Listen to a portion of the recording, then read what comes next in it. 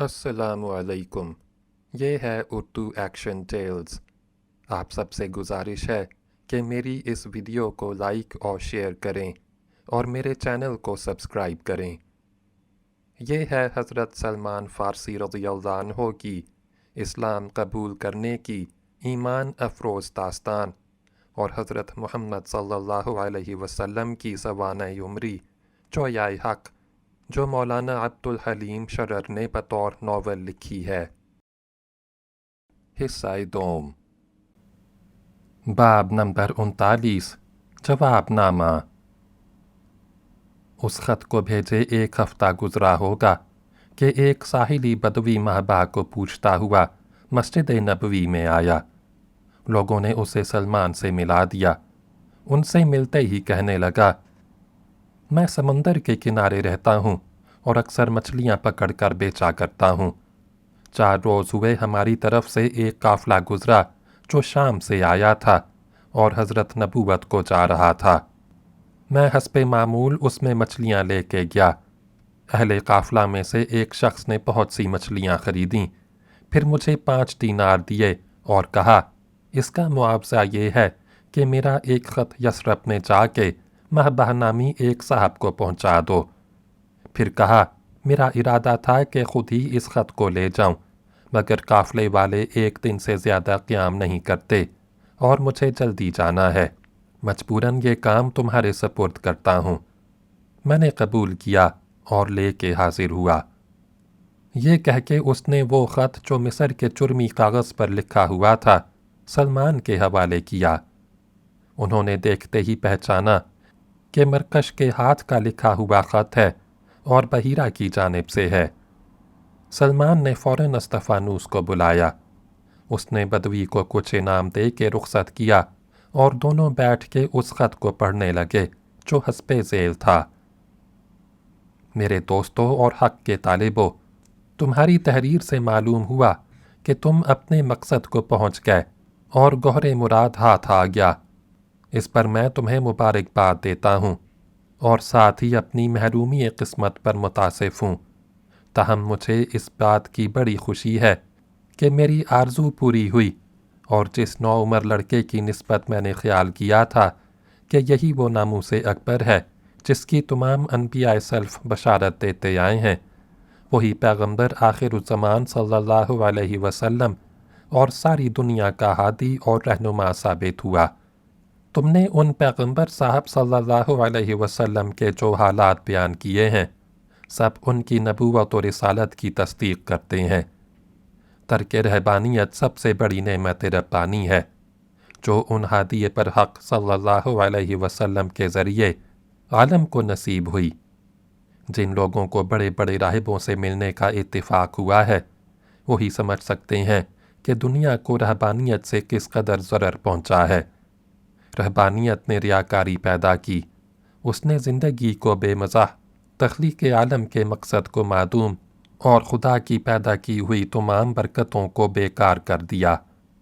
نجات اور فلاح اخروی کو چند گنتی کے آدمیوں کے ساتھ وابستہ کر کے ساری نوع آدم کو اس نعمت سے دور بلکہ محروم کر دیا۔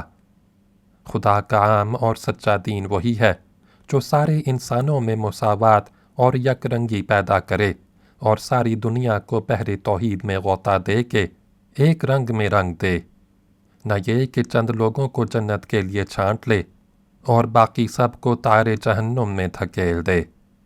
بے شک ہر خدا پرست کو دنیا دار اور ہر دنیا دار کو خدا پرست ہونا چاہیے۔ میں نے سچے دل سے ان پیغمبر صاحب صلی اللہ علیہ وسلم کے دین کو قبول کیا، ان کی نبوت پر ایمان لایا۔ جملہ انبیاء سلف اور حضرت مسیح علیہ السلام کے بارے میں جو کچھ انہوں نے ارشاد فرمایا وہی میرا ایمان ہے، اور باوجود ضعف و ناتوانی اور جسمانی مجبوریوں کے میں تیار ہوں کہ وہاں حاضر ہو کے پیغمبر صاحب صلی اللہ علیہ وسلم کے قدم چوموں، لیکن بغیر اجازت کے مجھے حاضری کی بھی جرت نہیں ہو سکتی۔ تم اب ایسے ہادی پر حق صلی اللہ علیہ وسلم کے پاس پہنچ گئے ہو جن کے ہر ارشاد اور ہر حکم پر عمل کرنا انسانیت کا فطری تقاضا ہے، اور یہی قانون الہی کا اہم ترین فرض ہے۔ اس لیے اب تمہیں کسی امر میں مجھ سے مشورہ کرنے کی ضرورت نہیں۔ جو ارادہ ہو یا جس بات میں تردد ہو اسے آن حضرت صلی اللہ علیہ وسلم کی خدمت میں پیش کرو، اور جو وہ حکم فرمائیں اس پر بلا تامل اور بے چون و چرا عمل کرو۔ یوں ہی میرے بارے میں بارگاہ نبوت سے دریافت کر کے بتاؤ کہ میرا یہاں رہنا مناسب ہے یا وہاں حاضر ہونا۔ مجھے جو حکم ہوگا فوراً بجا لاؤں گا۔ اپنی اور استفانوس کی واپسی کے بارے میں بھی انہی حضرت سے دریافت کرو، اور جو حکم ہو اسے بجا لاؤ۔ اور میرے عزیز استفانوس، تم جو سونا یہاں سے مہبا کو آزاد کرانے کے لیے لے گئے تھے اسے واپس لانے کی ضرورت نہیں۔ میرا یہ خط پہنچتے ہی اسے بارگاہ رسالت میں پیش کر دو۔ اگر مہبا کو آزادی مل گئی تو وہ رقم کسی اور مسلمان کے کام آ جائے گی، یا اس سے کوئی اور دینی خدمت ادا ہو سکے گی۔ مہبا، خدا تمہیں سلمان کا لقب مبارک کرے، جس سے زیادہ محترم خطاب دنیا میں کسی کو نصیب نہیں ہو سکتا، اور مجھے ایسا معلوم ہوتا ہے کہ حضرت رسول خدا صلی اللہ علیہ وسلم تم کو اپنی خدمت کے لیے منتخب کر لیں گے، اور تمہارا شمار ان کے اکابر صحابہ اور معتمد علیہ عالمین اسرار نبوت میں ہوگا۔ لہٰذا اب وہ زمانہ شروع ہوتا ہے جب سے بجائے اس کے کہ میں تمہاری رہنمائی کروں تم میرے رہنما اور ہادی ہوگے۔ اس لیے میری درخواست اور التجا ہے کہ جس طرح اب تک تم اپنی سرگزشت اور حضرت رسالت مآب صلی اللہ علیہ وسلم کے حالات سے مجھے مطلع کرتے رہے ہو، اسی طرح آئندہ بھی جب تک میں زندہ ہوں ہمیشہ جناب رسول خدا صلی اللہ علیہ وسلم کے حالات اور آپ صلی اللہ علیہ وسلم کی تعلیمات سے آگاہ کرتے رہو۔ میری زندگی اب تھوڑی ہی رہ گئی ہے اور نہیں جانتا کتنے دن اور جیتا ہوں۔ میری سب سے بڑی تمنا جس کے لیے میں ہمیشہ بارگاہ الہی میں دعا کرتا رہا یہ تھی کہ حضرت رسول آخر الزمان صلی اللہ علیہ وسلم کا ظہور میرے سامنے ہو، میں ان کی زیارت سے شرف یاب ہوں اور ان پر ایمان لے آؤں۔ میری یہ دونوں تمنائیں پوری ہو گئیں، لہٰذا اب مجھے حضرت خدا بندی سے زیادہ عمر کی تمنا کرنے کا کوئی حق نہیں۔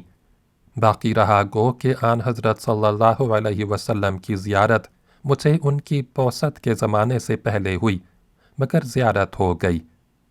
گو کہ پیغمبر صلی اللہ علیہ وسلم کی صحبت کا شرف فقط ان لوگوں کو حاصل ہوتا ہے جو کسی پیغمبر کا جلوہ اس کے ایام نبوت میں دیکھیں اور ان پر ایمان لائیں، اور میں اس نعمت سے محروم ہوں۔